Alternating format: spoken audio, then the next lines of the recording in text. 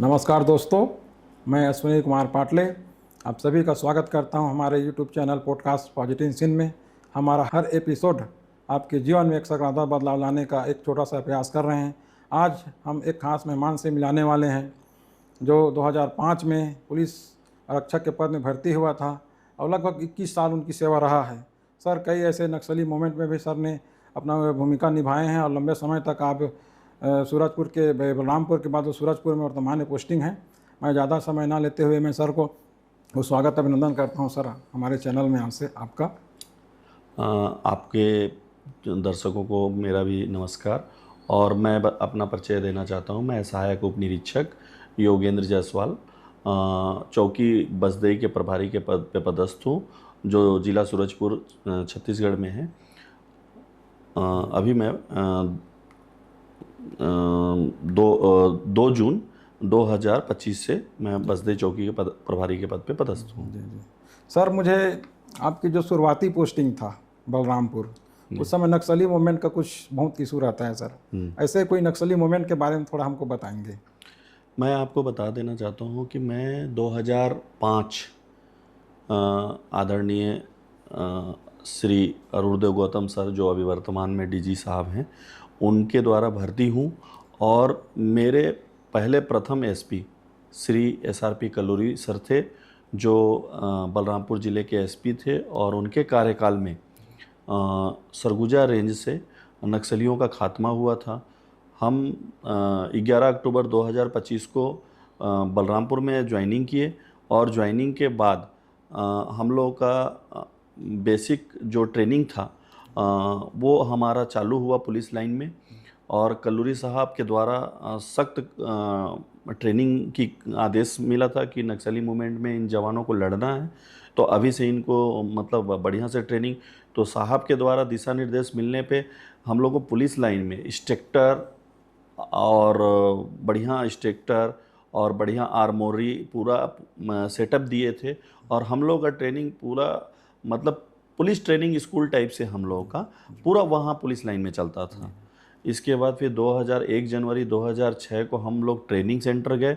वहाँ से हम लोगों का 10 महीने का ट्रेनिंग चला और वापस हम लोग बलरामपुर ज़िले में आए। और बलरामपुर ज़िले में होने के बाद फिर SRP सर के द्वारा हम लोगों का एक STF जिला बल से STF की टीम गठन किया साहब ने, और 30 आरक्षकों को, जो जिसमें 24 मुझे याद है कि 24 ज़िले के रेंज के बाहर के लड़के थे, और 6 लोगों को हम लोगों को लोकल लड़कों को, अच्छे लड़कों को लिए थे, जो हम लोग एक STF टीम तैयार किए थे। उनके साथ हम लोग 1.5 महीने लगभग घूमे।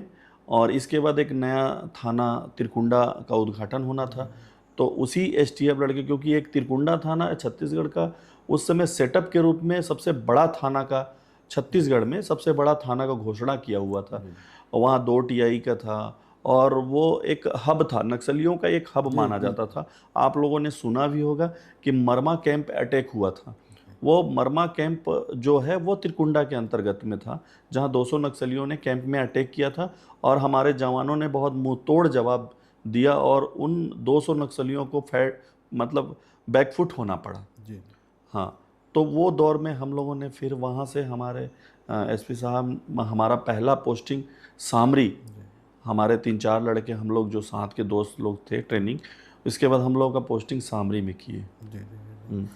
सर, उस ट्रेनिंग मुठभेड़ कई बार आपसे नक्सली हुआ, सर घर परिवार में रिएक्शन क्या था? बेटा नक्सली ऐसे जगह में जा रहा है तो कहीं ना कहीं परिवार में तो डर का माहौल तो रहता है सर। मेरी माँ तो कभी नहीं चाहती थी कि पुलिस फोर्स में जाए।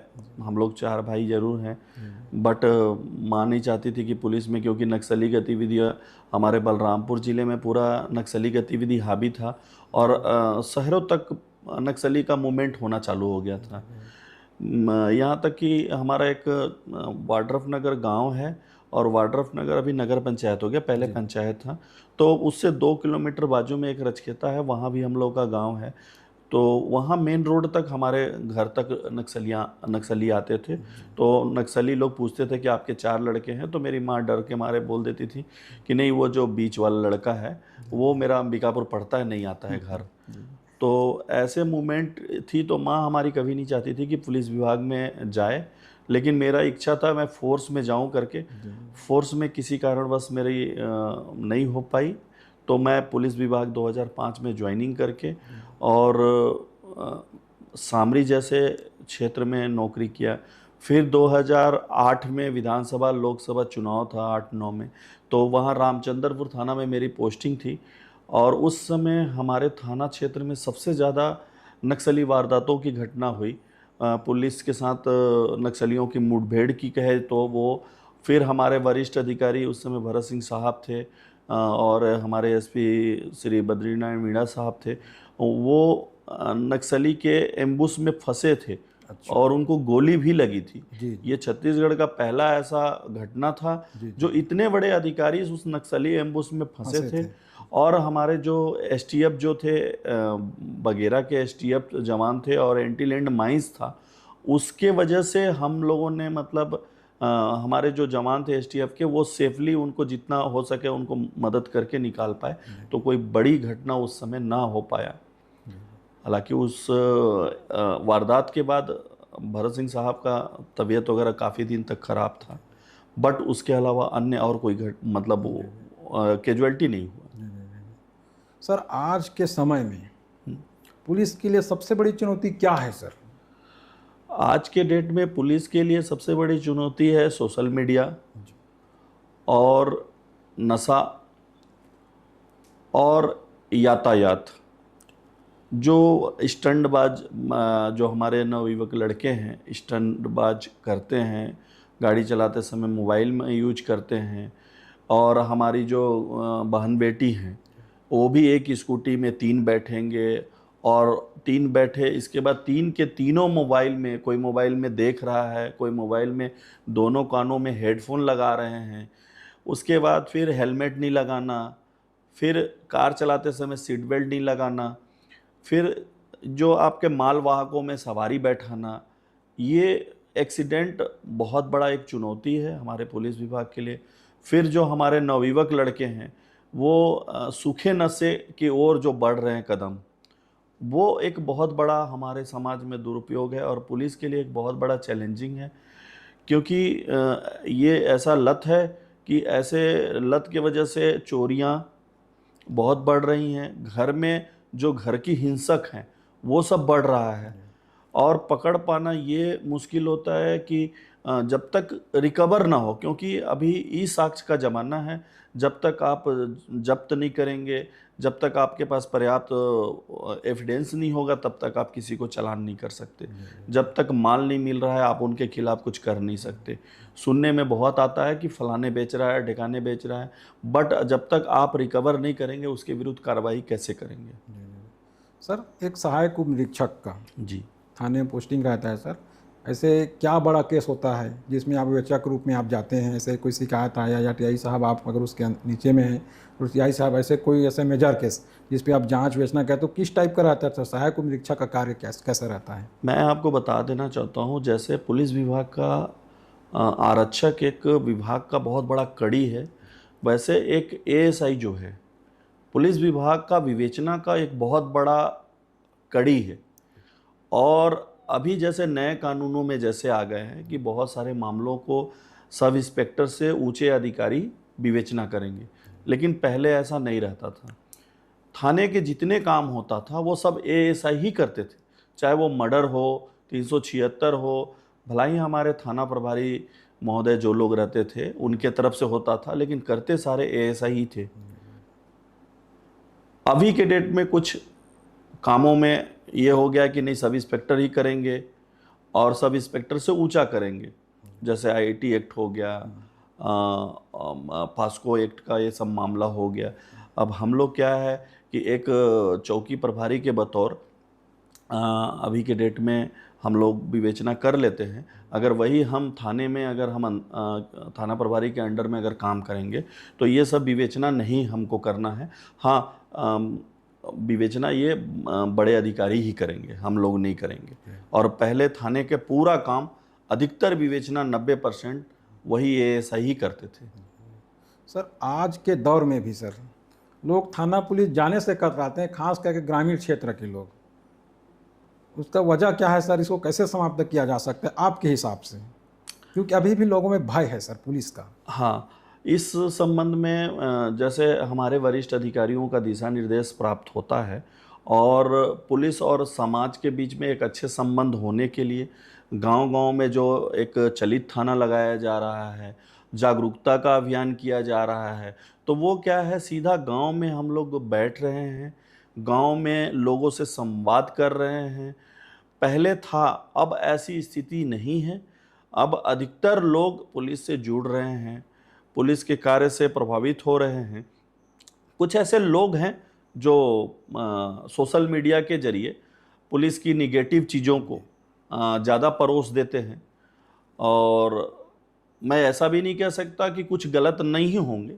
हर समाज में, हर विभाग में, हर वर्ग में कुछ न कुछ कमियां होता है होती सर। हैं। जी जी। लेकिन मैं एक दावे के साथ कह सकता हूं कि अभी के डेट में, अभी सूरजपुर के डेट में जिस प्रकार से हमारे एसपी साहब ने जो अभियान चलाया है, लोगों से बहुत अच्छे तरीके से साहब ही हमारे मिलते हैं। हम लोग भी साहब लोगों के दिशा निर्देश, हमारे आईजी साहब का, एसपी साहब का एक एक आवेदन पे, एक एक शिकायत पे हम लोग सुनते हैं, हमारे वरिष्ठ अधिकारी उस पर संज्ञान लेते हैं और उसका उचित जो भी कार्रवाई होता है वो कार्रवाई करने का दिशा निर्देश मिलता है या हम लोगों के द्वारा किया जाता है।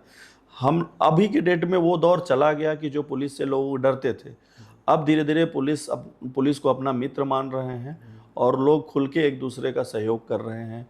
हर बैठक में बैठ रहे हैं, उठ रहे हैं, अपनी बातों को साझा कर रहे हैं। सर एक आप पुलिस के सबसे छोटा भी नहीं बोल सकता सर, पुलिस की कोई भी नौकरी रहे बड़ी ही रहता है, मगर एक आरक्षक के रूप में भर्ती किया सर। आज बहुत सारे आरक्षक अभी पुलिस में भर्ती होना चाहते हैं सर। आप कितने घंटे तैयारी करते थे, क्या करते थे, उनको क्या बोलना चाहेंगे सर? देखिए, ये हमारे पुलिस विभाग में आरक्षक के लिए ऐसी कोई तैयारी हम लोगों ने कभी नहीं किया, लेकिन ये है कि हम लोग खेल कूद से जुड़े रहे। कोई ऐसा खेल नहीं था, कोई भी ऐसे सीजन का खेल नहीं था जिसको हम लोगों ने नहीं खेला, और खेलते भी थे तो दिल से खेलते थे। ये नहीं कि आधा खेल में दिमाग है, आधा मोबाइल में दिमाग है। उस समय, हमारे समय में मोबाइल नहीं था। और खेल कूद एक ऐसा है जिससे आपके शरीर का पूरा वार्म अप होना है। दौड़, खेल में आपको दौड़ना ही है। आपको ऊंची कूद वगैरह जो है, लंबी कूद है, तो वो खेलेंगे। जब आप फुटबॉल खेलेंगे, क्रिकेट खेलेंगे, तो उसमें आपको जंप करना है, आपको कैच पकड़ना है, फुटबॉल के लिए दौड़ना है, गोल मारना है। तो ये सब सारी गतिविधियां हो ही जाती हैं। अगर आप अच्छा खेल में हैं तो मेरे को नहीं लगता है कि आपको मतलब क्या कहना चाहिए, फिजिकल के लिए आपको तैयारी करने की आवश्यकता है। मैंने तो कभी फिजिकल के लिए तैयारी नहीं किया। हाँ, एक दौड़ के लिए प्रैक्टिस करते थे रूटीन वे में। जब हुआ कि 5 किलोमीटर दौड़ना है, एक समय था कि 5 किलोमीटर दौड़ना है, जैसे केंद्रीय बलों के लिए, तो उसमें ये होता था कि 5 किलोमीटर रनिंग कराना है, 15 किलोमीटर रनिंग, तो उसके लिए हम लोग अभ्यास करते थे। बट ऊंची कूद, लंबी कूद, मैं तो अपने जो जब भर्ती हो रहा था, मैं पूरा जीन्स पैंट पहन के टाइट फिटिंग में उसमें ऊंची कूद किया हूँ। अच्छा। और लंबी कूद भी किया हूँ। जी जी जी जी। जी सर मैं एक और चीज़ पूछना चाहूँगा सर। आज के जनरेशन में कहीं ना कहीं सर लोग शराब पी के ड्राइविंग करते हैं। ये एक बड़ा दुखद पल है सर हमारे युवाओं के लिए। ये सचमुच आप जो प्रश्न किए हैं, ये हमारे समाज के लिए बहुत ही चिंता का विषय है। मैं अभी एक लेटेस्ट में आपको घटना बताता हूँ, थाना प्रतापपुर का है।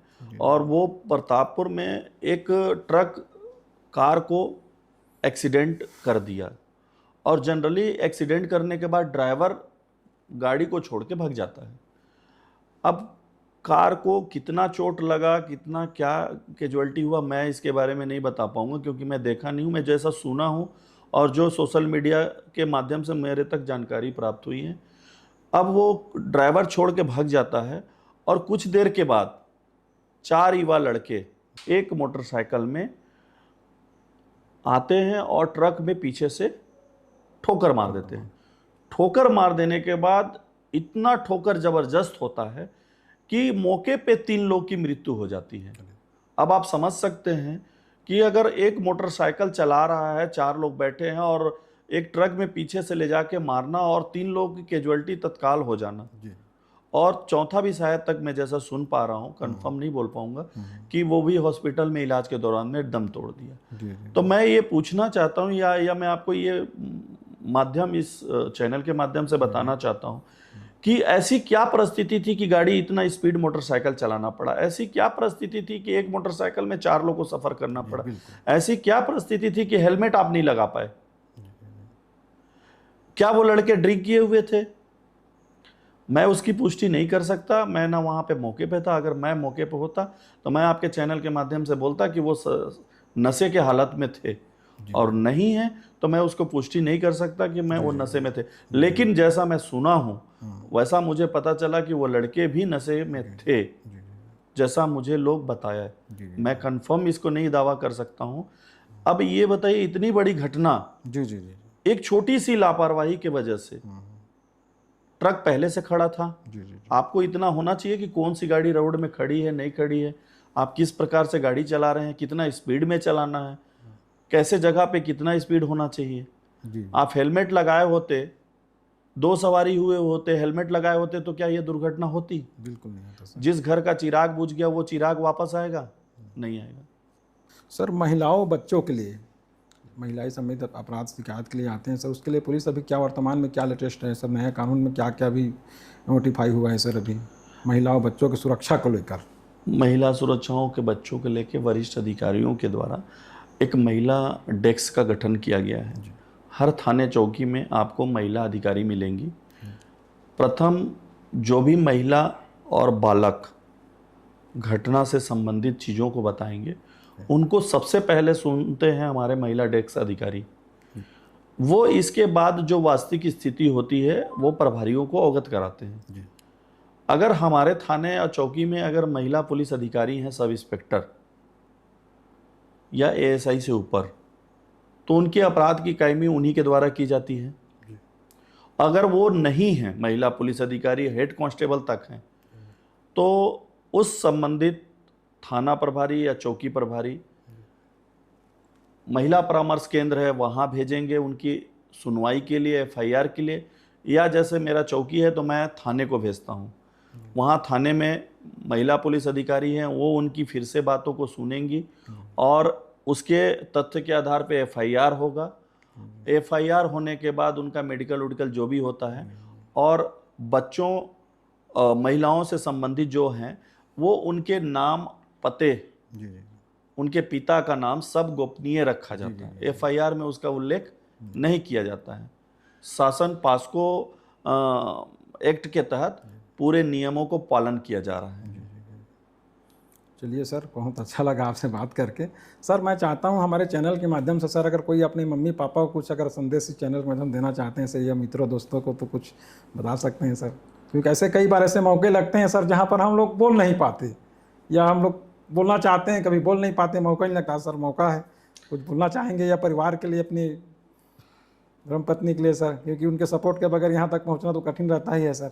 मैं आपके चैनल के माध्यम से या आपके माध्यम से मैं उन सभी नौजवानों को ये आग्रह करना चाहूँगा, या मेरे से जो वरिष्ठ होंगे उनको भी ये आग्रह करना चाहूँगा कि अपने माता पिता का इज्जत करें, आदर करें।